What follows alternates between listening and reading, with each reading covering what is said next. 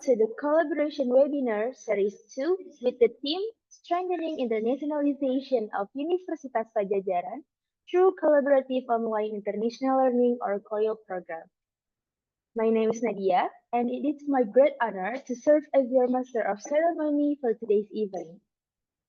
Before we begin, allow me to extend our warmest greetings to our honorable guest, the head of the Center for Innovation in Teaching and Learning, Dr. Intan Nurmayulita STMT, the head of Distance Learning Management Office, Nurses Hana Risma Dewi Agustina SKPM and PhD, and of course, our distinguished guest speakers for today's webinar, Mr. Frederick Dermawan Purba, PhD, Vice Dean of Academic Affairs, Faculty of Psychology, Universitas Padjadjaran, Dr. Gordon Hill from Glasgow, Caledonian University, United Kingdom, and Dr. Tom McClear from Glasgow, Caledonian University, United Kingdom. We are truly honored to have all of you here with us today. Ladies and gentlemen, to begin our event, we will now hear the opening remarks from the head of the Center for Innovation in Teaching and Learning, Dr. Intan Nurmayulita, STMT. Please welcome Dr. Intan. This credit is yours. Thank you very much. Assalamualaikum warahmatullahi wabarakatuh. And very good afternoon to all of you, distinguished speaker, Dr. Gordon Hill and Dr. Tom McClear from Glasgow Caledonian University, Dr. Frederick Darmawan Purba from Universitas Padjadjaran, our moderator, Dr. Hana Risma Dewi Agustina, and all participants joining the session, greeting from Universitas Padjadjaran. It is truly a pleasure and an honor to be here this afternoon, representing the Directorate of Academic to open this collaboration webinar series 2 on strengthening internationalization of Universitas Padjadjaran through collaborative online international learning or COIL. In recent years, internationalization has evolved far beyond mobility programs. It is now about creating meaningful academic collaboration without borders, and COIL has become one of the most powerful ways to make that happen. Through COIL, our student and lecturer can work together with peers around the world, not only to learn about global issues, but to experience intercultural teamwork, empathy, and digital collaboration, all of which are vital skills in today's connected world. At Universitas Padjadjaran, we strongly believe that internationalization must be inclusive and impactful, reaching every faculty and every student, regardless of location or background. So that is why initiatives like this are so important. They bring global learning opportunities directly into our classrooms. We are deeply grateful to Glasgow Caledonian University for sharing their insight and best practices today. Your experience will certainly inspire our academic community to develop more collaborative programs and to integrate COIL into our curriculum. And to all participants, I encourage you to see this not just as a webinar, but a starting point for long-term partnership to co-create, co-teach, and co-learn with our international college. Once again, thank you to the Directorate of Academics team, the UNPAD, and all committees who made this event possible. May today's session bring you ideas and strengthen our shared commitment to global, inclusive, and transformative education. Thank you very much. Wassalamualaikum warahmatullahi wabarakatuh. Waalaikumsalam warahmatullahi wabarakatuh. Thank you very much, Dr. Intan, for your insightful and inspiring remarks. Ladies and gentlemen, we will now proceed to the main agenda of today's webinar. To lead the discussion, we are delighted to have Mrs. Hana Risma Dewi Agustina, SKPM and PhD, as our moderator for this session.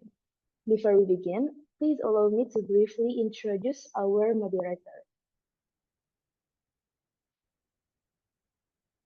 Mrs. Hana Risma Dewi Agustina currently serves as the head of the Distance Learning Management Office at the Directorate of Academic Affairs, Universitas Padjadjaran.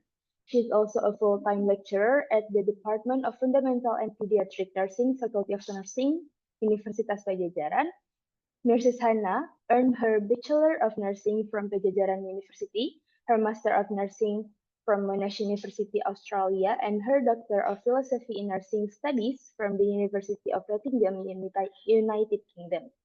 She is actively involved in several professional organizations, including the Indonesian National Nurses Association of West Java Province, the International Association of Hospice and Palliative Care, the Asia Pacific Palliative and Hospice Care Network, the Indonesian Oncology Nurses Association of West Java Province, and the Indonesian Council of Nurses, Ministry of Health of the Republic of Indonesia.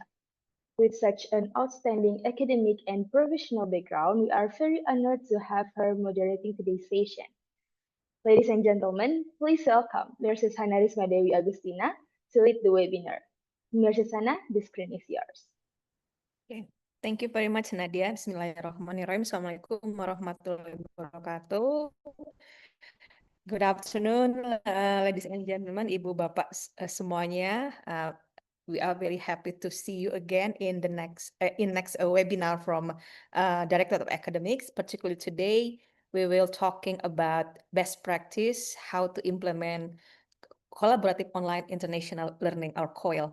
So as your information at this moment, Universitas Padjadjaran through the equity program has offer particular grant specifically related to the how to develop the collaborative online international learning COIL.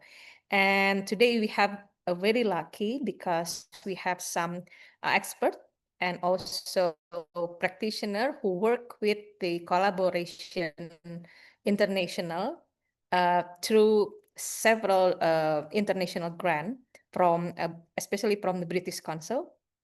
And also we have some counterpart from Glasgow Caledonian University, United Kingdom, who become a partner with Faculty of Psychology UNPAD to develop the International Collaborative Learning Program. So before we proceed our first agenda, allow me to introduce the first speaker, and I believe all of you already know him. So the committee, please could you show his CV?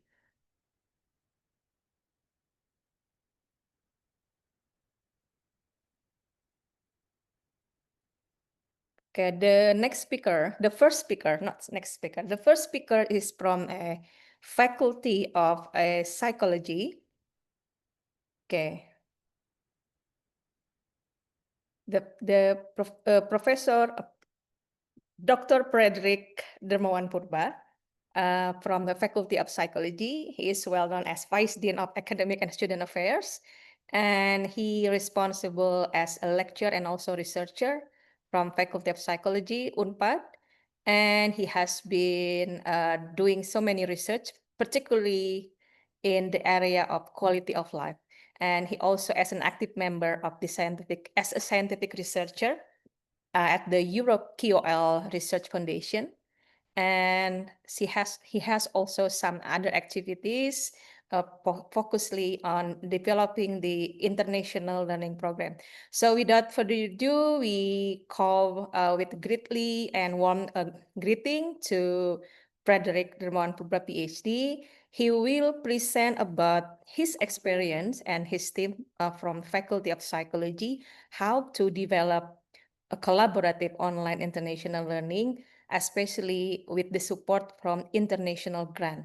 So, Pak Frederick, the floor is yours, Pak Frederick. Yeah, thank you, Ibu Hana.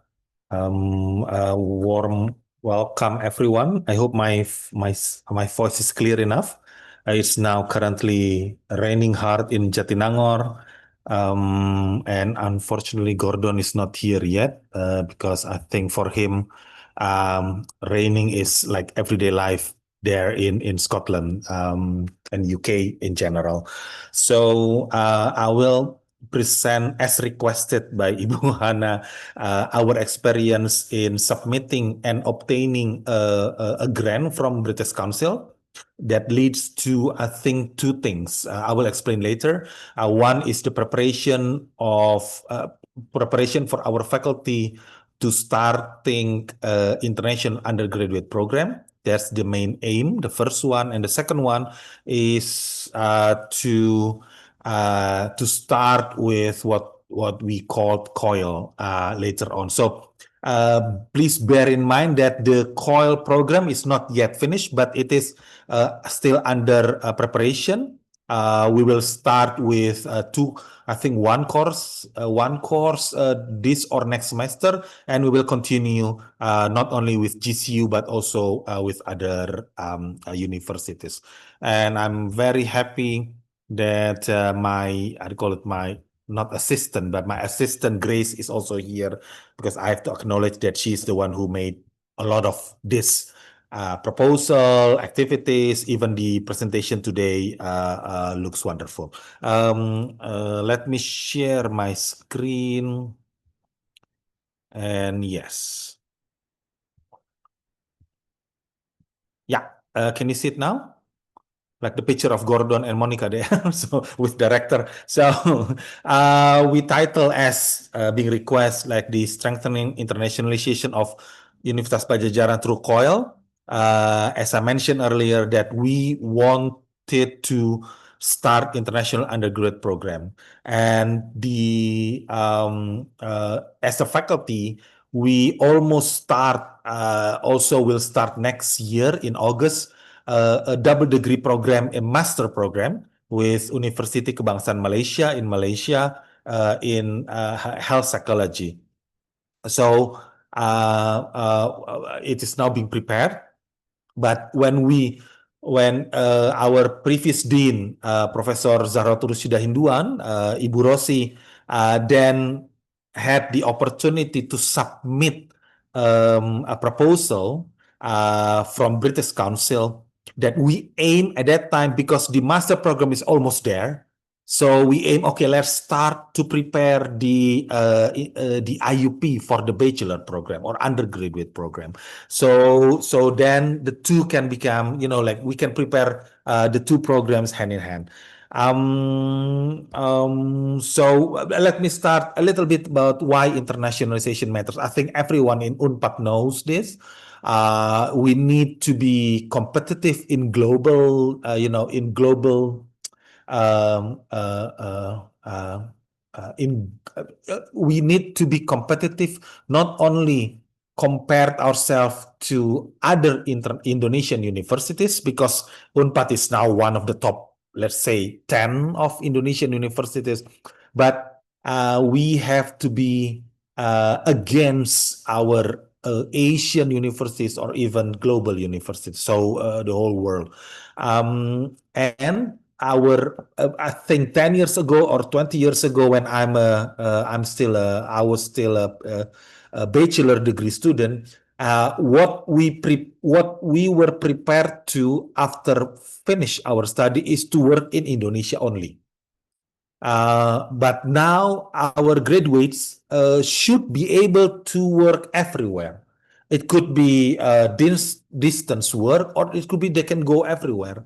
I have former students now working in Qatar, in Malaysia, in the Netherlands, and so on. So, but even our bachelor students, when they finish or they graduate, they should be able and compete to get a job or career outside of Indonesia. That first. Then how we can achieve that, because it's so expensive to go, like to invite people from abroad to come to Indonesia and vice versa. So there is another way to utilize our transformation, digital transformation, especially after COVID-19, that we can do what Ibu Hana always mentioned about COIL. So this we can bypass the need of physical attendance, which we can include that if we have enough funding, or we have we intentionally to do so. But using COIL, the same experience, the same benefit of exchanging research, exchanging knowledge, information, and so on. We can use nowadays Zoom or other technological advancement or digital transformation. Then the strategic goal of UNPAD, because now UNPAD is aiming to get international reputation and global partnership. So psychology, faculty of psychology, this I have to say previously, like last year, we wanted to start it this year, August 2025. But as you know, we haven't started because actually it took more than what we expected. But we expect or we plan to launch it next year in August. So the first year, the first batch will be next year.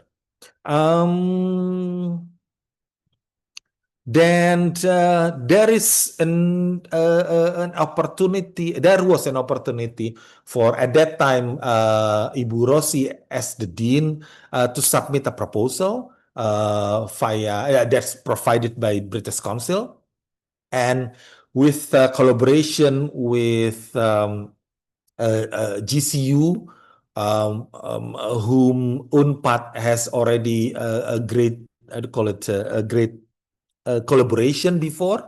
So we wanted to establish the IUP, but all our study programs already internationally accredited by FIBA, but then we want not stop on being accredited, but we want to open an undergraduate program that will be attended not only by Indonesian students, but also students from abroad.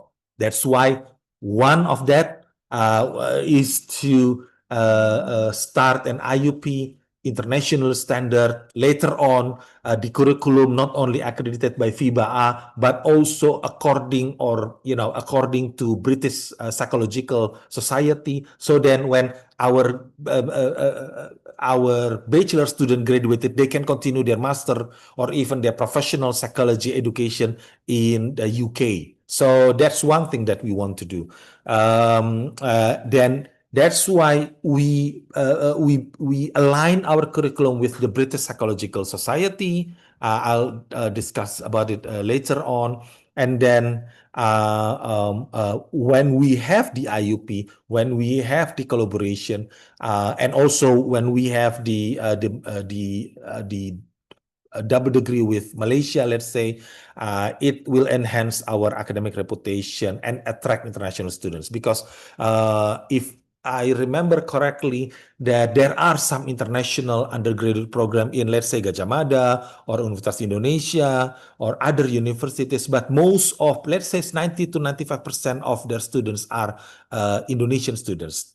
So we want this to be also not stop at international students, no, Indonesian students in international class, but also foreign students, let's say coming from ASEAN, studied in our international undergraduate program. For that, we need to be how do you call it, accredited or aligned the curriculum with foreign universities or organization. This collaboration with a GCU in the funding, there are some goals and core activities. At that time, we tried to finalize the curriculum, the main curriculum of 24 courses with a clear semester learning plans, and that should be in English.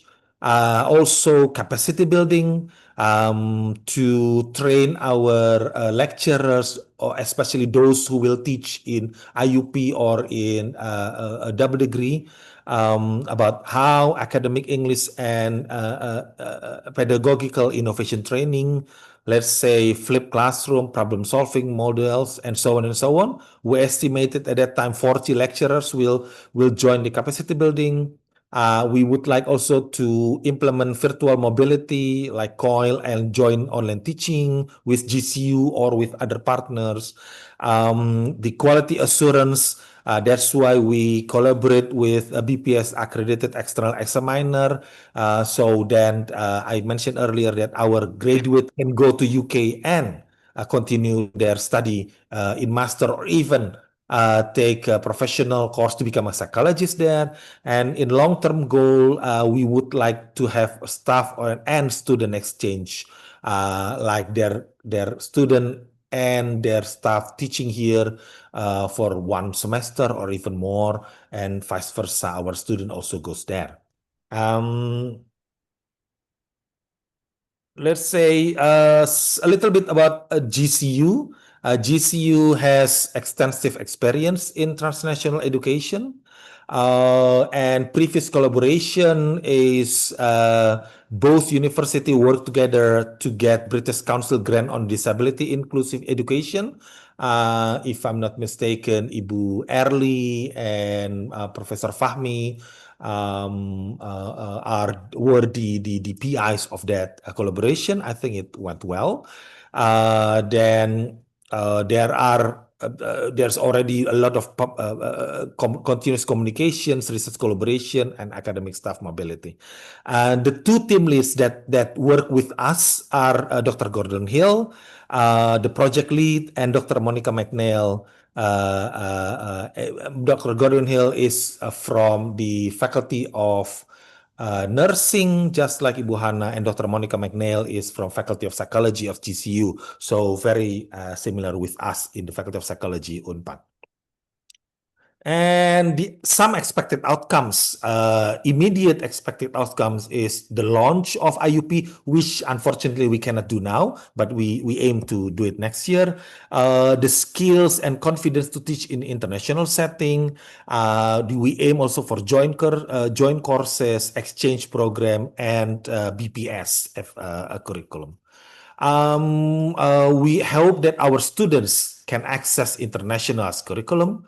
Our lecturers are improving their English proficiency, their self-esteem, to be teach and collaborate with international partner. And as institution, we aim to get visibility and stronger research partnership. So what happened as of October 2025? Regarding funding, the funding is now in progress to be sent here and so on and so on. I don't have to discuss this more. But let's see, the GCU, Gordon and Monica visited us in UNPAD in May 2025. And you see they were involved in so many activities. You see the pictures of them with the rector and the vice rector and the dean of Faculty of Psychology. They gave workshops. Even Monica taught a session in developmental psychology course, and discussions about the curriculum and so on and so on. We held 4 workshops as part of the grant and what we promised. First, curriculum design aligned to BPS competencies. Mostly me and Monica, we sat down and I show her this is the core curriculum of bachelor degree of Faculty of Psychology of UNPAD. Blah blah blah blah blah blah blah. What's the content of each courses? And then Monica say, okay, this is the standard of core curriculum acknowledged by BPS. Then we try to combine to check whether all of our main core courses already fulfilled the requirement from BPS. And in the end, we agree that they are. And Monica is in the process of doing 2 things. First, ask external examiner to check again. The second one, send an send an information to BPS, so BPS can BPS can say or can make a formal acknowledgement that Faculty of Psychology Universitas Padjadjaran Bachelor study is already fulfilled the core competencies of BPS. The other workshop is enhancing curriculum effectiveness for international students, where we discuss with the head of the deans, vice deans, the managers, and the lecturers of the Faculty of Psychology, how we can design not only the RPS, but also the daily activities of international students. Because if we teach in domestic students, only Indonesian students, the examples that we can use could be on all Indonesian examples. But if we teach where there are some or even many international students, the examples, the case study, the task that we have to provide in our courses, it should be, a worldwide examples, not only Indonesian, but also current global issue and so on. That's what Monica and Gordon share from their experience. And then how to assess and evaluate the programs. And the last one is the introduce to COIL and collaborative teaching design. And Monica, I mentioned this is the, sorry, not this one. Yeah, this is where Monica taught the class of developmental psychology of Unpad, teaching about fabbing. Fabbing is like when we talk with someone else, but our eyes is not look at that other person, but instead we look at our phone while conversing with other people. So that's fabbing, and that's proven to be bad for a relationship with other people, and also what we can understand from every conversation.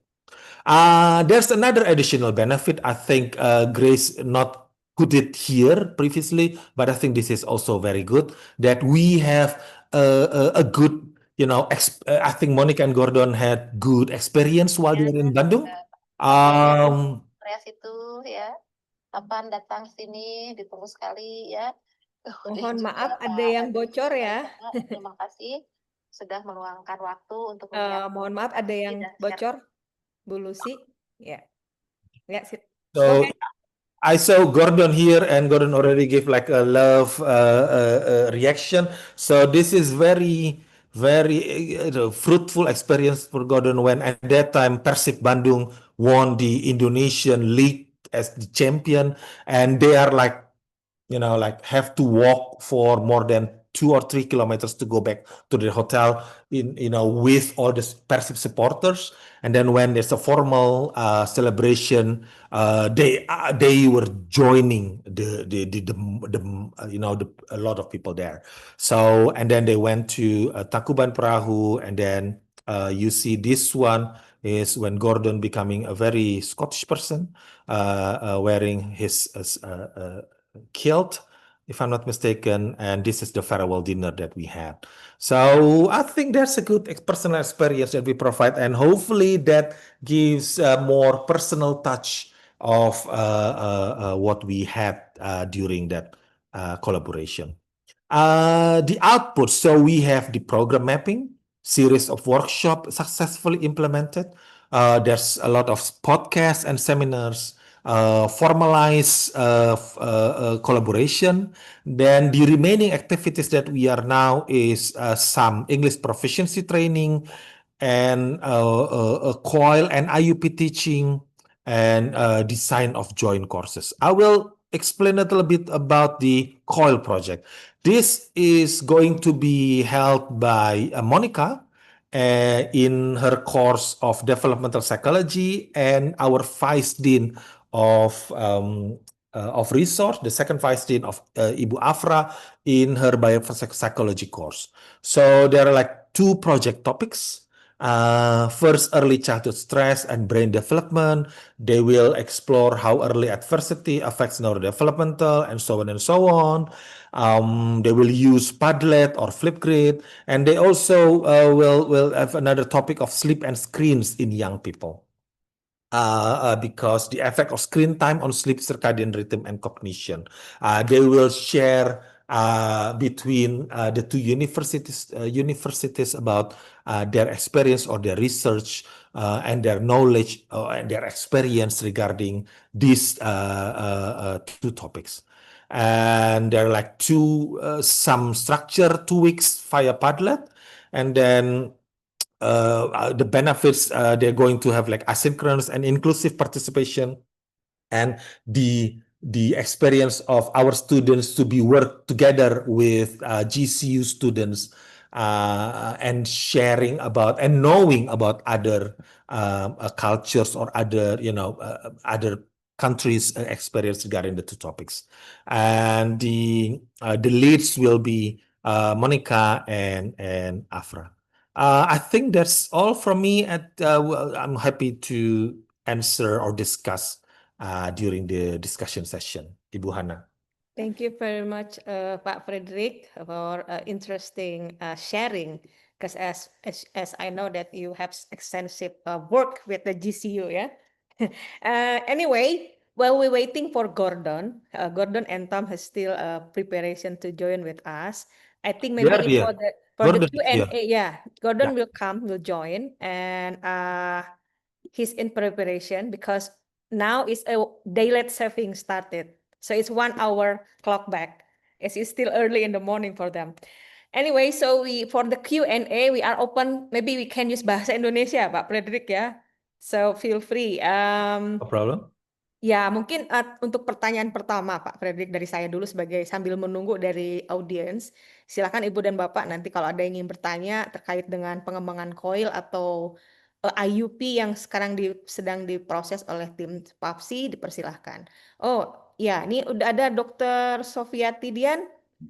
Disilakan Dr. Dian.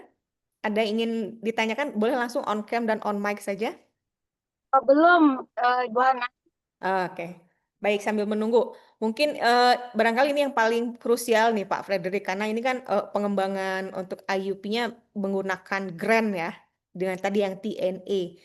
Nah mungkin persiapan apa yang dilakukan oleh Pak Frederick dan tim di PAPSI nih supaya bisa mendapatkan hibah dari British Council, karena ini kan cukup sangat kompetitif sekali. Mungkin itu pertama. Ya, pada saat itu memang tentunya kami berpegang kepada keberhasilan Bu Erli ya dan Pak Fahmi sebelumnya, gitu. Dan kami mendapatkan banyak masukan di situ. Lalu kemudian tim GCU juga punya pengalaman yang sama, jadi mereka sharing itu. Itu yang pertama. Lalu kemudian yang kedua, kebutuhan yang betul-betul pada saat itu mengemuka gitu. Jadi nggak bisa kalau si proposal itu adalah sesuatu yang baru nanti kita pikirkan nanti atau apa gitu. Jadi benar-benar yang dibutuhkan. Dan yang ketiga adalah kesediaan untuk apa ya? Kalau kesediaan untuk masing-masing dari kita itu untuk mau meneliti detail apa yang menjadi daya tarik yang bisa diperoleh dari situ gitu. Karena itu kan transnational education ya gitu. Jadi kenapa? Maksudnya mungkin orang bilang Unpad kan udah 590 besar dunia pada waktu itu gitu ya, kalau saya nggak salah ya gitu. Lalu kemudian kenapa masih butuh dana ini gitu. Nah kita bilang ya karena itu Unpad gitu. Fakultas Psikologi itu belum punya sama sekali. Punyanya satu, tapi itu juga kita nggak punya persiapan yang detail seperti ini. Karena itu gitu. Kalau ada ini dengan punya partner yang oke gitu, kami yakin bahwa itu akan accelerated gitu untuk itu gitu. Nah, jadi untuk proposalnya sendiri memang yang ditekankan adalah pengalaman dari GCU dan kebutuhan. Tapi gini, Bu Ana, jadi bukan kebutuhan yang kita mah nggak pernah kepikiran sama sekali dan belum punya pengalaman internasional sama sekali, terus ngajuin proposal itu juga nggak bisa, karena starting point-nya akan terlalu rendah ya gitu. Tapi kayak, kita udah punya 10 kelas internasional dan punya 2 double degree gitu misalnya, nah itu juga akan, ya buat apa gitu, kamu butuh itu lagi, toh kamu udah punya. Jadi pas pada saat itu kami berada di titik di tengah-tengah itu, jadi itu yang saya pikir menjadi kekuatan di situ gitu. Dan yang terakhir adalah nggak terlalu ambisius tapi juga nggak terlalu udahlah segini aja ya gitu. Itu yang kemarin dilakukan. Betul, itu menarik tuh. Bagaimana mengidentifikasi kebutuhan gitu ya. Jadi dan itu apakah ada proses tersendiri di fakultas atau di prodi untuk need assessment-nya itu sendiri? Kalau itu enggak ya, mungkin enggak, itu dalam artian gini, kalau prodi psikologi kelas S1 kelas reguler itu kan udah peminatnya banyak sekali dan sebagainya gitu ya. Dan kemudian karena Unpad di bawah pada waktu itu Bu Rektor, Bu Prof Rina gitu, memang arahnya kan memang kelas internasional ya, double degree, IUP dan sebagainya. Dan kita berpikir bahwa kita perlu sudah ada contoh dari UGM dan sebagainya gitu. Jadi kerasanya di Indonesia belum ada gitu. Sorry, di Jawa Barat belum ada itu gitu untuk psikologi. Sementara tren kebutuhan psikologi di Indonesia itu semakin meningkat dan kemudian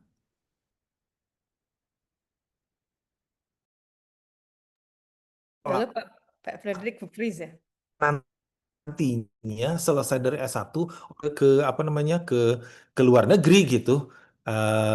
Setelah itu, jadi kalau kita punya kurikulum yang internasional, sudah FIBA-A, sudah juga nanti BPS gitu, ya harusnya nanti ke UK kan, ke UK kan nggak semudah itu ya untuk melanjutkan gitu. Tapi UK adalah negara yang lebih mudah dijangkau dalam artian karena nggak perlu belajar bahasa lain, karena sudah pasti bisa Inggris dong gitu. Jadi itu bahwa itu kebutuhan yang dirasakan oleh atau dinilai oleh fakultas, saya pikir kita ngikut gerbong besarnya Unpad gitu.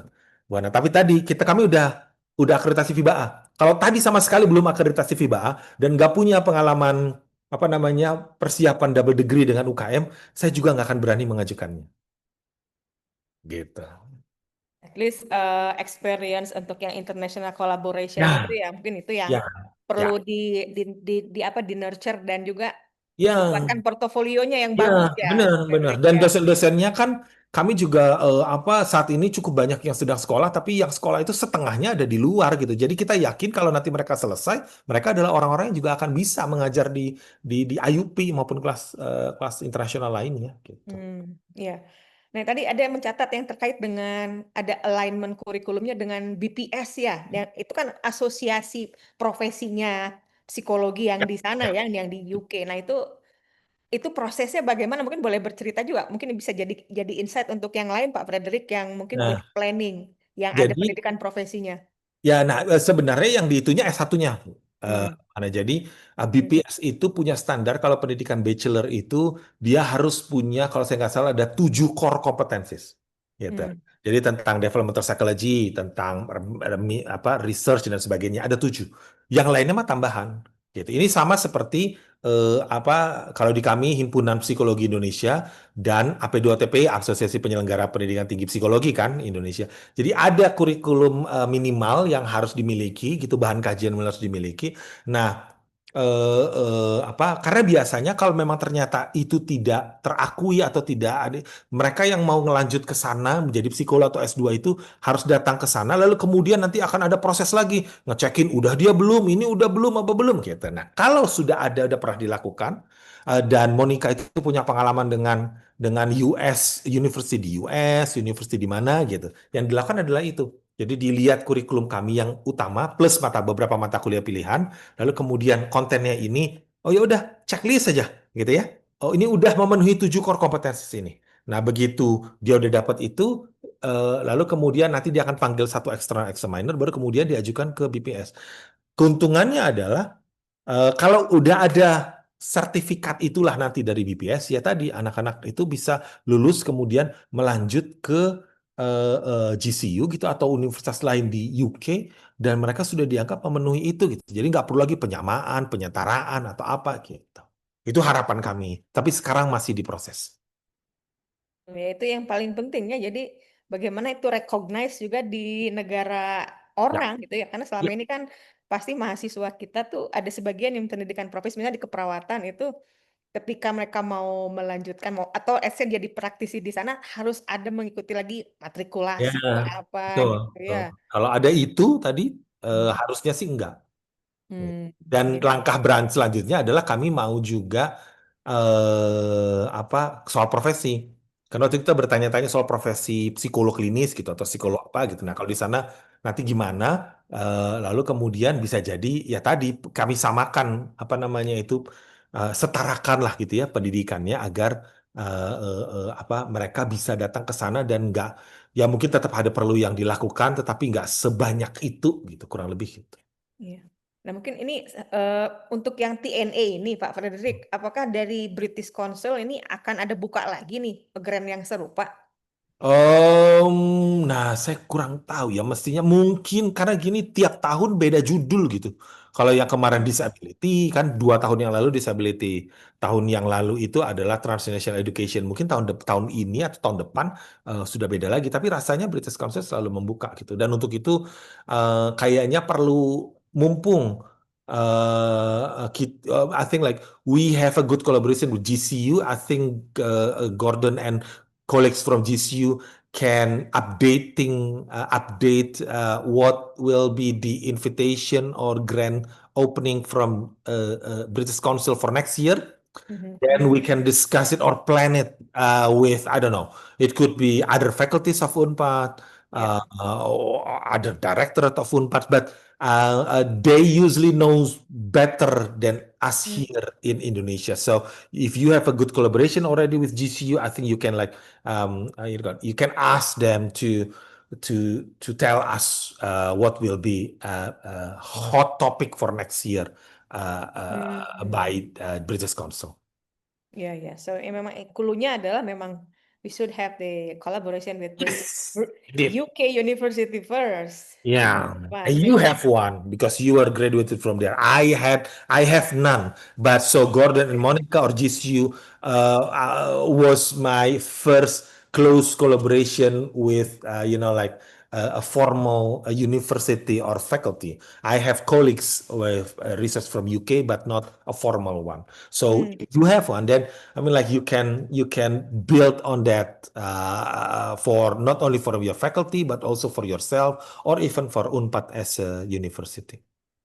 Ya, so that's the important point. Nah, mungkin ini Pak Fredrik, mungkin apakah ada juga kemarin selain ke TNA British Council, apa ada juga apply misalnya ke let's say ke Erasmus misalnya? Erasmus kan biasa suka ada juga kolaboratif project terutama untuk curriculum development dan lain-lain. Saat ini belum, tapi eh, gimana ya? Kan pengalaman I will speak in English so Gordon can hear and know. Uh, our first how do you call it, grant for not research grant but collaboration and curriculum grant, I think was considered successfully. We get a lot of experience. So I mean, like this gives us in the Faculty of Psychology of Unpad increase esteem. We are more assured that, hey, let's try to submit another one, even bigger amount of money from Erasmus, let's say, not only British Council, but from Erasmus or European Union or other funding agency, focus on not research, but to develop this international collaboration or education and so on. So, but we need the first step. And thankfully, the first one was good. So we are more assured to continue. Ya, ya. Oke, ya ini juga catatan penting juga ya Pak Fredrik, karena selama ini banyak hibah-hibah itu fokusnya hanya di riset misalnya. Ya. Ya, nah tapi untuk aspek yang dikaitkan dengan pembelajaran itu juga itu mungkin less prioritize gitu ya. Ya, karena kalau riset kan tergantungnya pada 1, 2, 3 orang ya. Tapi kalau kayak gini, I mean, like we have to include the dean, the vice deans, the head of study programs, the students. I mean, like if it's like only research projects, only me and my assistants. But when it's like this, the curriculum and it should be how do you call it, sustained. Let's say I don't want because Gordon, we will have the new dean and vice deans next year. We have to ensure that, hey, we already built on this. Please not say like we don't want IUP or double degree at all next year. So that's something that we have to show whoever will be the head of the faculty that this is a good collaboration. This is a good first or second steps, but please continue. And I think, yeah, that will be, it should be sustained. Yeah, okay. Anyway, I saw someone raising his or her hand. Gigi. Is it Gordon? Yes, please. You can silahkan. Gordon. Is it Gordon? Yes. Are you? Hello. Yeah, yes, Is it Gordon. you? Yes, it's me. Can you hear me okay? Okay. Yes, yes. Oh, fortunately. Good to see you. Thank you. Yes. We just Q&A with Frederick first, and after this, it's your turn. So maybe Yes. we will finish our first session, and after that, go to you. Sure, but can I just respond to something that Frederick was saying there in Yeah, terms please. of the Yes. Okay. collaboration? Because Yes. absolutely, I think the British Council, UNPAD, GCU really see the British Council grants as being a springboard for future collaboration. Dr. Karen Thompson, our Associate Dean for International, actually has been successful in obtaining a grant from the Scottish Government for 3 faculty members to visit UNPAD next year. So one from our business school, one from our School of Engineering, and one from our School of Health. So we can see this as being another way of helping to develop the collaborations. And we were very lucky to meet this week the rector of the university, Professor Rosie Early Iman, who were in Glasgow to meet us. And we're already thinking about articulation and joint programs that we can develop as well. So I think my own impression is that these British Council grants can be the first step to future collaboration in so many ways. Okay, thank you, Gordon, for adding the points. I think maybe you can talk more during your session. So yeah, so thanks again. I'm so sorry, I didn't realize your account name. Because I was searching Gordon, it's not appear, and Okay. unfortunately you use different different name. Well, Okay. it's interesting because one of the things I'm going to talk about is the how you use different technologies. We tend to use Microsoft Teams, and obviously in UNPAD you tend to use Zoom. So we don't. Yeah, these small things, although they're very, very similar, can actually Yeah. make the way that Okay. you present things slightly different. Yeah, and apologies, it is our clocks went back at the weekend, so it's 7:20 here. So it was only because I woke up early and I saw your email, Hannah. Oh yes, I I'm so realized sorry. that the Yeah. session was starting an hour earlier. So yes, You're quickly get supposed ready. to talk. You're supposed to talk at 8 a.m. So I Yeah. also apologize because I didn't realize the Mm. dialect having has already begun. So Yeah. I truly So apologize again. Tom is hoping to. I've texted Tom, so he's hoping to join. But That's yeah, all right. we'll That's all right. As yeah. long as you're already here, that's all right. So I think we will finish with Frederick first. So Frederick. Yes. Yeah, you're still here. Okay, maybe because Gordon is already here with us, maybe you have something as a closing remark before we continue to the next session. I think I will reiterate what I mentioned earlier, that international collaboration is a must, but you don't have to be so hurry to become like the expert of it or very, like excellent on it. So step by step, the easiest way is to do how to call it, the teaching and joint research. But after that, I think you can, step on with more. And then when you have already a good collaboration with 1 or 2 universities abroad, like let's say with GCU, then you can aim higher, like the Erasmus or other. And then using that, you can build more collaboration. So COIL is a very good example, because then not only you as researcher or as vice dean, let's say, get the benefit of that, but also your students. So like, don't be too selfish to increase your level, but also please increase your university, faculty, and also the students level by international collaboration. Probably that's for me. I will stay to listen to Gordon. Yes, please stay, because I'm sure there will be more questions related to your collaboration with him and Thank his you. colleague from GCU. Thank you very much, Pak Frederick. So it's a good point. That's don't be selfish. I highlight that. Okay, thank you very much. I reckon as a good quote. Okay, ladies and gentlemen, thank you very much, Pak Frederick, for interesting sharing at the first session. So now we come to the second session. We have our counterpart from Glasgow Caledonian University, Dr. Gordon Hill. So good morning, good afternoon to Gordon. So please I send my apologies because I forgot the daylight saving exists in the UK but not in Indonesia. I'm so sorry for this. So before that, I will read his brief CV. So the committee, could you help us to share the Dr. Gordon brief CV?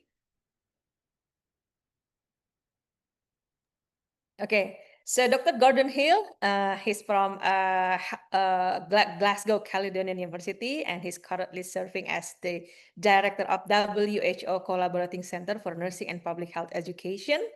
And he is a senior lecturer and assistant head for internationalization. And he has so many responsibility within his position now.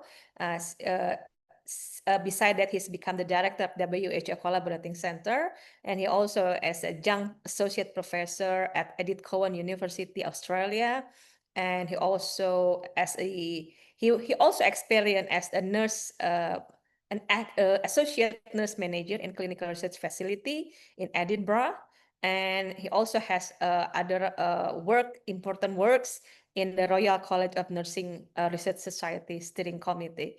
And this is a very important research committee in Europe, as far as I remember. Okay, so without further ado, please welcome Dr. Gordon Hill. Dr. Gordon Hill, he will present about his best practice to work collaboratively with the Faculty of Psychology UNPAD. Please, time is yours. And also one more counterpart from Dr. Gordon, Tom McAleer. So maybe I will introduce Tom first, Gordon, before you start your presentation. Sure. Yeah, so please, committee, could you share the Tom brief CV? So good morning, Tom. How are you? You still mute. Hello, good morning, everyone. Good morning. I'm so sorry to wake you up earlier. That's okay. It has been a bit of a rush, and let's say it's probably just as well that I'm only on camera from the waist up. Okay, all right. So yeah, hopefully it's not too early from you then. Okay, so I will introduce you to the audience first. So ladies and gentlemen, Ibu dan Bapak, we have also Dr. Tom McAleer. He's the colleague from the Dr. Gordon Hill, and he's undertaking doctoral studies toward professional doctorate now. And he also served as the senior lecturer in adult nursing. So both of you come from the nursing disciplines. And Tom also served as the member team at Glasgow Caledonian University since 2006. And he also has extensive experience in international collaboration and global engagement program. So without further ado, so please, Dr. Gordon Hill and Tom McAleer, to start your presentation. Thank you. Thank you very much, Hannah, and Salamat Siang to all my colleagues in Indonesia. So let me just share the screen here. Is everyone seeing that okay? Yep, perfect. So thank you again for the invitation for Tom and I to come to speak to you this afternoon. We have had quite a long history of working with UNPAD now. Dr. Katie Thompson and Lisa Forrest worked with early last year to develop a programme for disability inclusion. And we've been very, very lucky, Dr. Monica McNeil and I, to be working with Frederick and Dr. Rosie and other colleagues in the Faculty of Psychology this year. And as I said earlier, we very much see this as a springboard for future collaboration, exchange, and possibly articulation for students and staff between UNPAD and GCU. This morning, our time, we're going to be talking about collaborative online international learning, and Tom will be starting the presentation and I'll be finishing it, and we'd be happy to take any questions at the end. So I'll just go on to the next slide and hand over to Tom. Thanks, Gordon. So we had thought it would be useful to distinguish COIL and virtual exchange. These are two terms that are used generally fairly interchangeably, but I think we thought it would be useful to make the distinction between the two at the outset. So I'm delighted to have the opportunity to speak to everyone here and delighted to be part of the conference. So if I can just say this slide, that COIL and virtual exchange then are terms that are often used interchangeably, when in fact they are distinct differences between the two.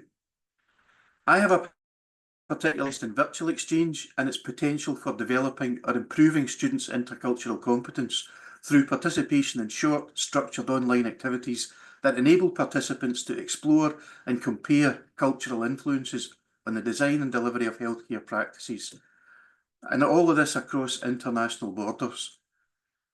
In a similar fashion to COIL, virtual exchange does require careful planning, though. It requires careful design and facilitation to guide activities for the desired outcomes to be achieved. However, this is where the similarity between the two ends. Virtual exchange is designed to complement and augment students' learning and development of intercultural competence, which differs from COIL, as Gordon will go on to explain. Next slide, please.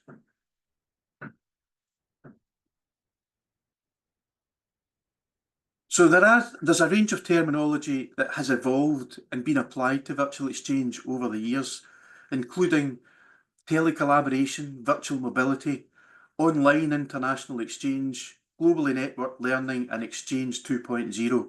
So all of these terms have been used in the past as synonyms for virtual exchange. But the key takeaway from this presentation should be that COIL should not be one of them, and we should avoid the confusion between COIL and virtual exchange. Next slide, please. So to recap in this very short explanation of the difference between the two, this table shows you, if we consider virtual exchange on the left-hand side column and COIL on the right-hand side column. So virtual exchange, the emphasis is on people-to-people intercultural dialogue or collaboration, whereas COIL is about online access to university course content. So there isn't the same requirement for access to course content on virtual exchange as there is in COIL. For the educator or the facilitator of these activities, the facilitator would guide interaction between learners in different locations in virtual exchange, whereas in COIL, the facilitator or educator would provide educational content to learners. And in virtual exchange, the intended outcomes are simply intercultural learning associated with course content, whereas in COIL, it's focused on mastering the course content. So it's intended on helping deliver course learning outcomes. But communication in virtual exchange is usually synchronous video with peers in small groups. So as much as possible, there would be same real-time connection and collaboration, conversation between the groups on both sides of the virtual exchange activity. Whereas in COIL, it can be predominantly asynchronous. Reading, viewing, presentations. There is absolutely a requirement in COIL for students to have that face-to-face contact and that face-to-face interaction. However, there will be additional resources available to them, and they'll be required to read further, review presentations or whatever. So the takeaway, to add to the takeaway, the virtual exchange opportunity is not embedded in the curriculum at all. It's a much shorter, it's a much more it's directed more at students getting to know each other and understand each other's cultures and the influences on an aspect of care, whereas COIL actually focuses on delivering and students achieving learning outcomes that are embedded in the curriculum. And with that, I'll hand back over to Gordon, who's going to continue and explain all about COIL. Thanks very much, Tom. Yes. So yeah, as Tom said, there is a distinction, and it's one of those things that COIL tends to be used as an umbrella term for online collaboration in this way, but it's actually can be a bit misleading because, as Tom says, there are distinct different types of online collaboration, and COIL is quite distinct from virtual exchange, as Tom has said. And I think that the quote here from Hackett is really quite useful in that respect, because I think the fact that it's embedded within the curriculum is key. And that's a very key component. And I think there's obviously flexibility. And the term COIL, Collaborative Online International Learning, was first coined by State University of New York, so SUNY University in New York State in 2006. And I think it's always designed to be a flexible tool for people to use. And I think it is really to consider what is useful for UNPAD and your collaborators overseas. But in terms of COIL, and I think the very first point in the quote is really important as well, that it's environmentally friendly because, you know, in days of, you know, long haul travel, there's also points where students just cannot go overseas for an overseas experience. But really, at the end of the day, at the bottom of the quote there, you can see that it helps to develop collaborative skills for students, intercultural competence, and curriculum learning through collaboration, which is really, really important. And COIL has been increasingly used as a tool in higher education. And if you look at the literature around COIL, there's certainly been a huge increase in that over the last 5 to 10 years. And that's reflected in it really reflects 21st century skills of flexibility, creativity, communication, and critical thinking. And as I said, it reflects the fact that only a small percentage of students have an opportunity to go abroad to study. As part of the curriculum, and it helps to internationalise the curriculum so that students can see their own subject from an international concept topic. It's relatively affordable to set up. It doesn't take an awful lot of staff time, and it helps to strengthen existing partner networks and different collaboration with different partners. So it has these three key components of knowledge, skills, and attitudes, and these are really the core elements of intercultural competence. Glasgow, that Tom and I work in, it's an extremely multicultural city, and the learning that students have, I think sometimes with the best will in the world, students can sometimes see their own course very much in a kind of silo of their own context.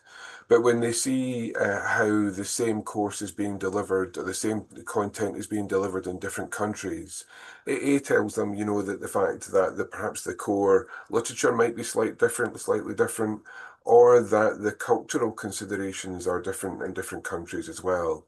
And that not only helps them to understand the international nature of the course that they're undertaking, but the aim is it also helps to increase and improve attitudes when they're actually interacting with people outside the university sector. And obviously in a nursing context or in psychology context, that's extremely important. And I think many of the endeavours that we do these days are international. So to have an understanding of the cultural context in which our studies are being focused is extremely important. So there's a framework and there are different aspects to this which I'll quickly run through. Very important is icebreaking phase, because I think from the experience we've had and from the literature, just to throw students into this kind of environment can be a bit alarming for them, because suddenly they're faced with students and perhaps staff from a different country. And especially Tom and I and others in the UK are always in awe of everyone's multilingual approach to learning and to teaching. But you know, if the sessions are in English and that's not the native tongue, then that can be quite difficult. Also, you'll have probably realised that Tom and I have Scottish accents. Now, our Scottish accents have changed over time, and I think if we were to talk to you in the same way that we talk to our friends in high school, you would find it almost impossible to find out what we were saying because of our dialects. So it's really important to have an ice-breaking phase to help the students get to know each other. It can actually mean that the learning, the COIL sessions are much more productive when you get to that point. We need to have comparative discussions about the programs that are being involved in preparation of the team project or whatever the students are going to be working on. There's the project phase where the collaborative activity is designed, and then presentation of the project, and then, of course, reflection on that in terms of the course, in terms of the intercultural aspects of the collaboration, and any conclusions and ways that you can take that forward. So I'm going to give you a couple of examples of COIL initiatives that we've had at GCU. This first one is with our community nursing colleagues in University West in Sweden. And now I think if when I was looking at the literature for COIL in nursing, it was very much focused on undergraduate nursing. And there really wasn't anything for post-qualification nurses who come back to university to study. So we were very keen to be able to put something together for this. So this was district nurses, so community nurses in Sweden, and then community nurses in Glasgow. And what they would do is they would have a shared topic that they were both learning in both of their courses, and they would then have a presentation, and then they would go into small groups with colleagues, with other students from the other country, have a discussion, and then feedback to the wider group. We've actually undertaken a research project on this because we obviously take feedback from the students, but we wanted to collect data. So we're in the process of writing that up just now, and hopefully that will be published soon. But the positive aspects of this, there were so many, and I think there was a greater understanding of the international aspects of the topic that was being discussed. There was a lot of confidence, actually. The feedback that we had, so we had interviews and we had a focus group, and I think it actually made people really proud of the work that they were doing and what the work that they were endeavouring to develop in the two countries, which was really, really good. It helped to develop cultural competence and opened their eyes to the fact that there's more than one way of doing things. It gave different perspectives on the same topic, and really allowed the students to reflect on their own practice in a way that they wouldn't have been able to do otherwise, which was quite interesting. It helped to widen horizons and then present different perspectives on things, on diversity especially. Learn together, helping to develop autonomy in terms of being able to decide and express the different aspects of their own role and responsibility. There was personal growth, and at the end of it, they felt really connected to the nurses in the other country as well. Some of the lessons learned, the session was too short, and that was because at the time we didn't have an icebreaker session. We just went straight into it. So now we've incorporated an icebreaker session before the actual COIL session. Some aspects of the collaborations can be problematic because in some parts of the world, then semesters don't always map up. And it can mean that the students are studying the same topic, but at different times of the year, which can be more problematic. So there needs to be alignment in terms of when the courses are being given, and also when the semesters are, make sure that those map. The numbers didn't match in both universities. There were more nurses in Glasgow than there were in Sweden, and that meant that the breakout groups, there was perhaps 6 students from Glasgow and 2 from Sweden, and to some extent that compounded the fact that the nurses from Sweden felt a bit anxious about their English language skills because there was more nurses from the other country. And I think it's better if you can have matching numbers of students within the groups. Excuse me, there were some problems with technology and bandwidth. We did use Zoom for the sessions because that was the package that they were familiar with at University West. But as I said earlier, we actually use Microsoft Teams. And sometimes, as you'll know, if you've not gone into use a package for a while, then there can be updates that need to go through. There can be unfamiliarity with using a different package. So I think it's worthwhile trying to get that sorted at the beginning. I think probably because of the kind of language barriers and because by the very nature of group dynamics, some people are more willing to talk than others, there needed to be some sort of guidelines for the students to make sure that everyone had a chance to speak. More time was needed. Not all of the students engaged, which again was a variety of reasons for that. And I think, I'm sure this is a global phenomenon, but often the students don't come as prepared to a session as they could be. You can provide all the pre-reading in the world for students, but there will be a certain percentage who turn up at the class and have no idea what they're doing. So you have to be kind of prepared and help to get the students ready for the session as much as possible. Another example of COIL at GCU is in our psychology department. And this is a fantastic initiative, a COIL initiative that's been going since 2020. And the purpose is to increase internationalisation, to expose psychology students in other countries, experience cultural differences and similarities, get a greater understanding of different systems of education. And in this one, the students actually have to carry out a one-to-one interview with each other and then analyse qualitative data from the interview. So again, it's embedded within the curriculum in the universities.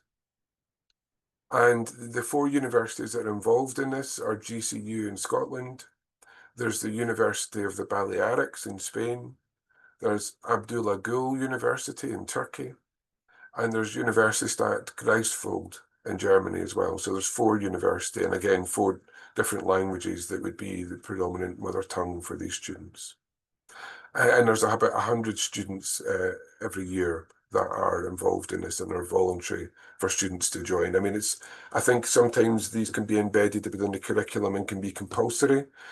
Sometimes that's the approach that is taken, and sometimes it's more voluntary as a kind of an additional thing, but it's still related very much to the curriculum, so it enhances their understanding of the curriculum. And the software that was used was hosted by the University of the Balearics. So the benefits of this initiative, the students enjoyed communicating with international counterparts. It really increased curiosity about international components and culture, increased cultural sensitivity, and again, the students would like more one-to-one time. And I think that's really a recurrent theme from this, that when the students have had this experience, they want more of it. So it's really something that you should consider if it's something you're developing.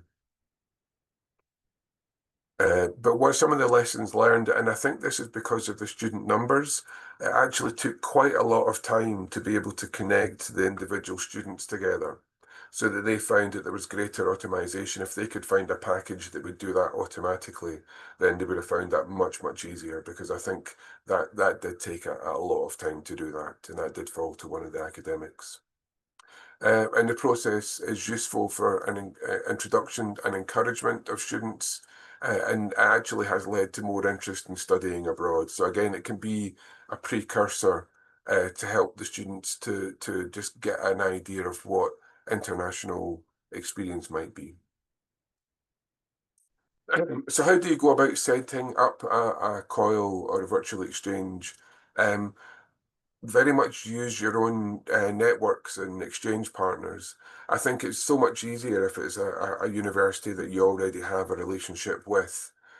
So I think the fact that between Monica and the Faculty of Psychology, because we know each other, because we know we have an understanding of the programs, that's going to make the process so much easier. But there's also some resources from SUNY, the university that I mentioned in New York State, and there's also an organisation called Uni Collaboration that you can use as a conduit for connecting with other universities. Excuse me. But there needs to be an equal commitment to the project. It needs to be shared equally. And I think it's one of the main benefits is to think about the differences in cultures, but that needs to be acknowledged in the planning phase as well. And please keep an open mind, because I think some of the things that come out from it are really surprising in a good way. And is there a match? I think ideally you want the same number of students from each of the universities. If it has credit associated, is it the same number of credits? Because you don't want one university having double the amount of credits with the same initiative, because that would be unfair, and it may mean that some students are doing more or less work than they should be. Establishing what the main focus or the main goal of the course is. Are there any assignments that are associated with it? Going back to the community nursing project, there's no credits associated with that, nor the psychology program. But I think what we would like to do in the fullness of time with the community nursing program is for the students in Sweden and the students in Glasgow to produce a poster on the topic that they are looking at in terms of the COIL initiative. And that could be a component within their assessment at the end of the module. So yeah, and when's the best time to fit the COIL initiative or the COIL project into the programme? Is there a time difference? Do the clocks change? Yeah, in Sweden we only have 1 hour time difference, so it's not so much of a problem. But if the partners are further away, then that can be a bit more of a problem to try and get a good time. And as Tom said, should you want the task to be synchronous or asynchronous? And a balance of both are probably good. And then there's one, if you have a partner match, then make sure you have information about the contact information, get the timing of the meetings, agree which language it's going to be, what the content's going to be, any information about the assessment. Try and rule out any issues with technology and test it out beforehand. And have an idea of what the cultural and institutional cultures and expectations will be, because they're obviously embedded within, the courses are embedded within that. And you may need administrative and institutional support. At GCU, we don't need an MOU to have a COIL partnership with a university, but that may be different in UNPAD or with the partner university that you're working with. So that may need to be in place before you commence with this. And when you're thinking about the course, scope out the project, think about things you need to consider. Excuse me. What are the building blocks that need to be put in place? Again, technology, prepare the students, which I think is invaluable, icebreaker ideas, get student feedback, and have a think about pre and post assessment. Think about what the expectations are from the students and then get feedback from them afterwards. So just coming towards the end of the presentation now, we really feel that COIL and Virtual Exchange promote global citizenship in terms of intercultural awareness, empathy and global understanding, respect for difference, teamwork across cultures, help to develop communication and collaboration online. An extremely important component for our students is critical thinking and problem solving. They help to develop and digital fluency. And in terms of other aspects of it, it is relatively low cost and it's free to the students. And it's accessible to those who can't travel because they're carers or they have financial or visa issues, so they can't do that. And these are just some successful tips for successful collaboration, and I've covered most of those already. So just in summary, in terms of COIL, it helps to projects to transform education by making more global, more human and more connected for everyone. And I think that goes for the academics that are involved as well as the students. It's certainly not a replacement for physical mobility, but a powerful complement to helping students and staff think internationally, act collaboratively, and learn inclusively. Thank you very much. I'm happy to take any questions. Okay, thank you very much, Gordon and Tom, for really impressive presentation about your experience with developing international learning collaboration program, and particularly in COIL. So, Ibu dan Bapak, ladies and gentlemen, we are welcome for the Q&A. If do you have any question, please feel free to raise your hand and on your camera and your microphone, so you can ask directly, or you can also chat in the chat room. So for your information, Gordon and Tom, so we invite some of the head of postgraduate and undergraduate program, and also there are some vice dean who which in his or her faculty plan to develop a COIL. And for another information, UNPAD also, we are now in the process of the evaluation of the proposal from faculties who interested to apply for a matchmaking research and collaborative online international learning. So I think this what you present today is really important and is very beneficial for those who willing to develop this COIL. Okay, so is there any? So while waiting, I have some question to Gordon and Tom actually. So if we want to develop the COIL, based on your experience, is there any ideal semester which can be used to deliver COIL? Maybe that's the first question from me. Well, I would say it needs to be not too early in the program, because I think earlier on in the program, and this goes for physical exchange as well, that the students need to feel comfortable within the program that they're going through. So if it's too early in the program, if it's in first year, for example, in an undergraduate program, I think they're still getting to know the culture of the university they're learning in themselves and what the course is about. I would say certainly moving into second, third, or fourth year, then that Second would and be, fourth. yeah, second or third or fourth. Certainly not first year, because I think that's too early for them. I think they're not comfortable enough within their own course at that point. In terms of what semester it's in, I don't think it really matters. I think it just depends when the courses are aligned, because that's the biggest thing. Because most programs, when we did the mapping for the psychology program at UNPAD and the psychology program at GCU, they were understandably very similar.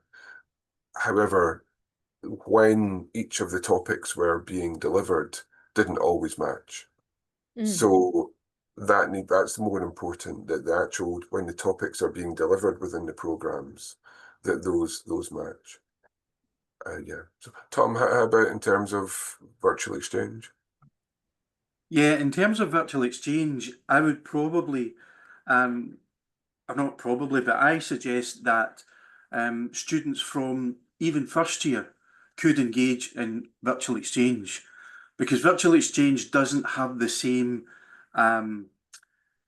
heavy responsibility, if you want, in feeding into the students' curriculum. The students aren't worried about, am I going to learn from this or not? Is it going to help with the assessment when it comes? Because as we all know, from the first day of any module, students are thinking about the final assessment.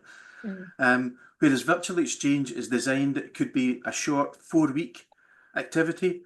And it's in what we address in virtual exchange are topics associated with the module they're studying or the module they have studied. It's very much, it's predominantly a face-to-face basis and conversation with others. There's no study required. The students don't have to go back and read up on content and refer back to curricula documents or module descriptors or learning outcomes. It is purely to give them the opportunity to have a conversation with others from another country about a topic that's of mutual interest.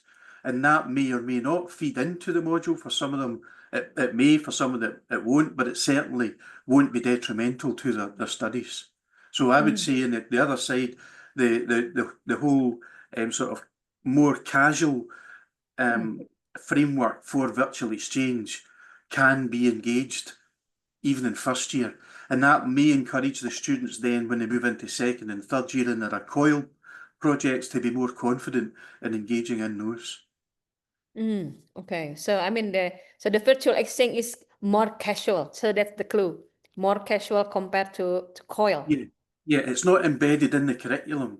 So students can have a 4-week virtual exchange experience that is related to things that they're studying. So for example, one that I'm looking to design looks at, one that I'm looking at just now looks at palliative care. And it's simply, that's a theme that's coming through on 1 or 2 modules that students are studying. It may be a consideration from community practice, and they will get together across international borders online and discuss, okay, so what does death and dying mean in your culture? What's palliative care? How's it put in place? And it's more about an online conversation about a topic of interest than it is aligned with the curriculum, specifically aligned with the curriculum. Okay, yeah. So that's it. So the distinction is quite clear between COIL and virtual exchange. So back to the COIL. In the UK, do you have a certain policy to manage what is the minimum meeting that can be recognized as COIL in the UK university? No, I think it's sometimes the flexibility can be a benefit, or it can be sometimes less easy if you're starting off. But there really isn't any kind of predefined structures to what is and isn't, a duration of time that you could have a COIL initiative. So it really is up to the partners and the universities, whatever. Even if you look at what SUNY have provided, I think it's purposely not directive. It's kind of here's some resources that you can use. There's obviously the structures in terms of what is and isn't a COIL initiative, and we've touched on some of those this afternoon. But in terms of what that looks like, it's very flexible, and there's no external kind of influence on what that looks like. It really is between the two partners to agree what works for them, and I guess that's the way it should be. Obviously, if there's going to be an assessment, a summative assessment that's associated with the COIL project, then that needs to follow the constraints of the qualification that the students are undertaking, and needs to meet from both universities the level and the number of credits that they are working at. But though that's a more institutional, and obviously that's within the context of the national qualification framework. But in terms of the kind of more practical aspects of it, then that's very much up to the two partners. Okay, so it should be based on agreement between the Yes. the counterpart partners. Okay, we have Pak Iqbal Pramukti who raised his hand. Okay, Pak Iqbal, you can on your mic and your camera. Okay, yeah, thank you, Bu Hana. Okay, well, thank you, Dr. Hill. So we meet again.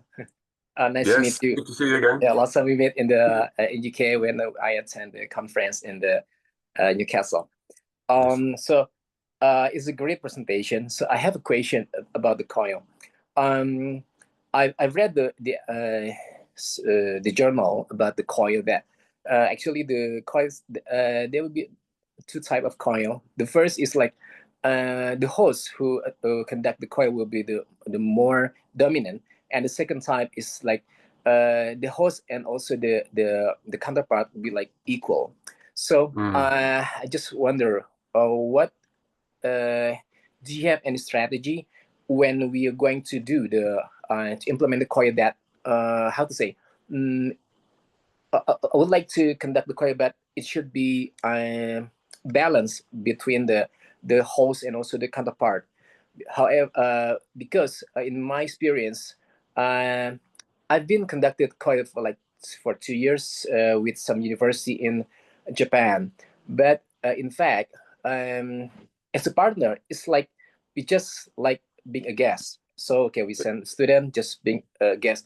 So is there any strategy or the evidence-based strategy, like how to implement the COIL, like to make it more balanced between the host and also the counterpart. So therefore, at the end, the program will be mutual beneficial to both sides. Yeah, that's my question. Okay, thank you, Dr. Hill. Thank you. Thank you. Baik, Bang. Yeah, and for me, and I'm sure Tom will agree that an equal partnership is absolutely what you want to be striving for, because if you want it to be mutually and equally beneficial for the students in all the partner universities, and equally beneficial for all the staff in the partner universities. The idea that you would have a kind of lead university, it might be one university that initiates the discussion, but I would strongly suggest that shouldn't be the lead university, because that helps to have an imbalance in terms of what some students might get more out of the initiative than others. So I would strongly advise that it's a very, very equal partnership. And that works on so many levels, because I think there can be a bit of feeling that, if someone's leading it, then perhaps another group of students wouldn't get so much from the project itself. So it's far, far better if it's an equal partnership. And I think that would certainly be the way that's certainly the approach that we have. And it's certainly the approach that I would suggest is adopted. And it also, I think when there's an unequal partnership, I think it would just add an uncomfortable level of kind of who's in charge here. So I would strongly advise that it's very, very much an equal partnership. Okay, thank you. Accordingly, so do you think that what if we do the standardized of the assessment?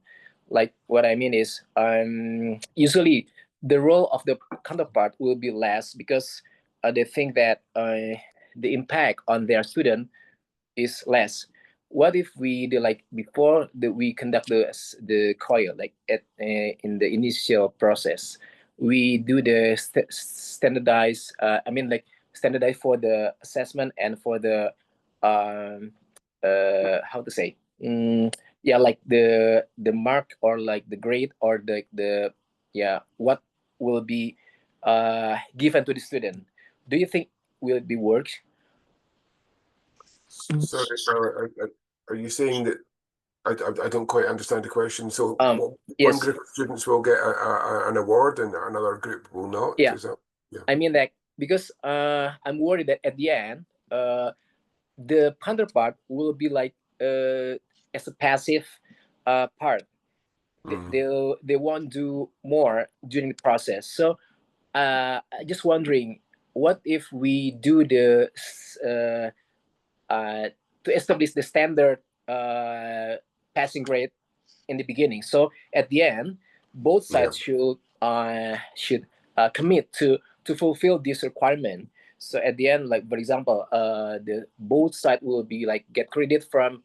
For example, I invite the student from Taiwan, for example. So both Taiwan student, Indonesian student will get a certificate of recognition from these two university, and also get some credit, like the equal credit or the equal standard. Do you think will it work? Yeah, I think that's very much part of the planning phase, to make sure that there's that mapping. And of course, so for example, the European credit system So 10 credits in Scotland is 5 credits in Europe. So that the actual numerical number of credits might be less, but the actual the actually equals, it's the same number. You need half the number of credits in Europe to be able to get an undergraduate degree than you do in Scotland. So the numerical number might not be the same, but the level and actual what it means is directly comparable. And I think that's where the curriculum mapping or project mapping is so important. But I think, yeah, and that's so important for students if they can see, although your students may get a small number of credits from Taiwan, that in terms of a qualification might not mean very much, but it's something great for their CV, for their resume, to say, actually, here's something different that I've done in my course. All these students who've qualified in psychology, for example, they're all the same, but I've got this and I've got something different because I've got some credits from another university in a different country as well. So I think that's a real incentive for the students to be able to kind of participate in these things. And if you can have some credit associated, I think that's ideal. Okay, yeah, thank you so much. Very clear. Thank you. Well, thank you. Yeah. Okay, thank you, Pak Iqbal. Yeah, because he also proposed the COIL proposal too. Yeah, I think we have 3 minutes left. Unfortunately, Gordon and Tom. I can't see there's another question from other participant. Maybe my last question related to the COIL assessment method. Do you have any suggested or recommended assessment form when we want to develop the COIL?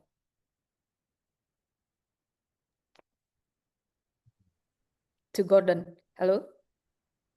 Yeah, I don't think so, because I think it needs to just meet the requirements of your own institution. So it might be that there's, your partner institution would just use their form and you would use yours. And I guess it depends what kind of assessment they're doing. Is it a role play that they're going through? Is it a poster they're presenting? Is it a presentation that they're doing? And I guess it just needs to meet the needs of your own university to make sure that it can be then processed as part of their qualification.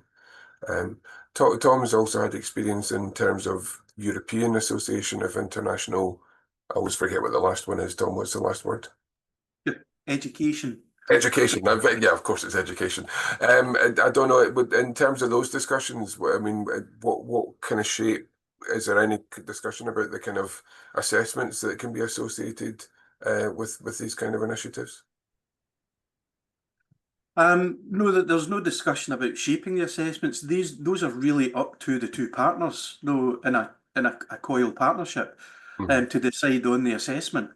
But interestingly, if you don't mind me sort of going back to the question about credits, I know that some universities and some partners, they have engaged in COIL partnerships, agreed on the learning outcomes in the COIL partnerships, aligned them with each other's curricula so they're meaningful and help the students gain. But each of the partners have awarded their own credits. That doesn't necessarily have to be the one credit award. The partners can individually agree that on one side we will offer these credits on the other side, but it has to be agreed at the design stage, that this is appropriate and relevant. The summary is the assessment is depend on, again, agreement which one the best to be conduct for that COIL meetings, right? Yes, yeah. So the assessment would be common. There wouldn't be different assessments because it's the one COIL project. So the assessment would only be one assessment, but the partners would recognise the outcomes of that assessment, within their own frameworks. And part of that development of the COIL project would be how are the credits awarded. Yeah. But okay. there would be no difference in the assessment. The actual process, the actual COIL process, is the same for both partners. Okay. Yeah, the point is clear. Okay. Yeah, I think because time is close for your session. Unfortunately, it's very interesting discussion. We should learn a lot from you about this COIL things. I'm sure that we will have next session. But maybe for the next time, I should consider your daylight saving. Again, it's not too early for what you to come with us. So anyway, for the conclusion about our discussion today, I mean, developing COIL, it's really important for higher education, especially at this moment when we're dealing with globalization issues, and it will help, especially foreign university to be more recognized internationally, and they will have more flexibility to deliver their international learning program. So thanks again, Gordon and Tom, and also Pak Frederick, for really interesting sharing session. And I hope any information given by this expert will be useful for all of you to develop your own COIL project or a virtual exchange, as Tom mentioned. And for sure, if we have some virtual exchange and COIL project from UNPAD, maybe we can invite you and colleague from GCU to especially your students to come participate with our lecture then, or our subject. And for sure, we will waiting for your next visit to UNPAD. So and then maybe we can discuss more with different faculties, because now we only talk with nursing and faculty of psychology. I'm sure the GCU also has a more interesting subject that can be offered to UNPAD faculties. Okay, thanks again. So this is the end of my session, and I'll be happy to moderate the discussion session. Now I'll hand over to the Master of Ceremony. Time is yours. Thank you very much, and have a good day for everyone. Assalamualaikum warahmatullahi wabarakatuh. Waalaikumsalam warahmatullahi wabarakatuh. Thank you so much, Nurses Hannah, for leading the session, and thank you very much to our speakers, Mr. Frederick Dermawan Purba, PhD, Dr. Gordon Hill, and Dr. Tommy Clear, for the insightful presentation and fruitful discussion. Next, we will proceed to the presentation of the Certificate of Appreciation to our distinguished guest speakers as a token of gratitude for sharing valuable knowledge and insights in today's session. We kindly invite Nurses Hannah to present the certificate virtually to our speakers. Okay, thank you very much, Teh Nadia. So I will deliver the certificate of appreciation on behalf of our Director of Academic, Professor Alia Nur Hasana. So the first certificate dedicated to Pak Frederick. So thank you very much for your interesting and impressive sharing experience, and hope you can share with us for another meeting with another opportunity, since you just mentioned you are going to have another activities with Tom, Gordon, and Tom and in GCU. So thanks again, Pak Frederick. Thank you. Okay, so the next certificate is dedicated to Dr. Gordon Hill. Thank you very much, Gordon, for your sharing information about COIL. So your information is very important to us. It will help us to open our eyes wider about to develop the COIL for each faculty. So thanks again, and then hope to see you in person in UNPAD campus next year. Thank you. Hopefully. Thank you so much, everyone. I really appreciate that. Thank you. And then the third certificate is dedicated to Dr. Tom McAleer. Thank you very much, Tom, for your sharing, your insightful sharing. And also, we hope to see you in person in UNPAD next year, because you haven't come to visit UNPAD yet. So maybe next time you can join us and join Dr. Gordon to come to visit us. Thank you again. Hopefully so. Hopefully so. Thank you very much. It's been a pleasure. Thank you. So thank you, Nadia, and all for your great support to deliver this webinar, and then hope to see you again on the next webinar. So please, Nadia, you can close this event. Thank you. Okay, thank you so much, Mrs. Hannah. Before we conclude, we would like to have a group photo session together. So we kindly ask all participants to please turn on your cameras for a brief moment.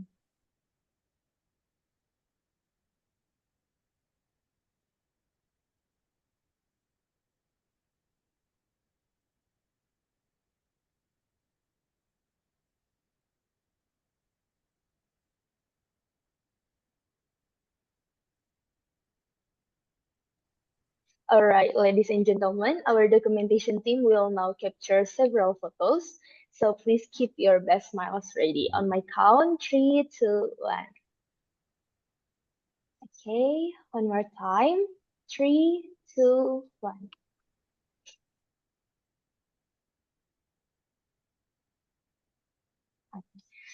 Okay, thank you very much, everyone, for your cooperation and warm participation.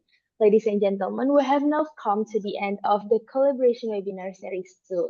On behalf of the organizing committee, we would like to express our deepest gratitude to all speakers, moderators, honorable guests, and participants for being part of this meaningful event. May today's discussion bring new insight and strengthen our joint efforts toward international collaboration and excellence in education. Thank you for your active participation and enthusiasm. We look forward to seeing you again in our upcoming session. Assalamualaikum warahmatullahi wabarakatuh. Good afternoon and thank you. Warahmatullahi. Thank Thank you, you. everyone. Bye-bye.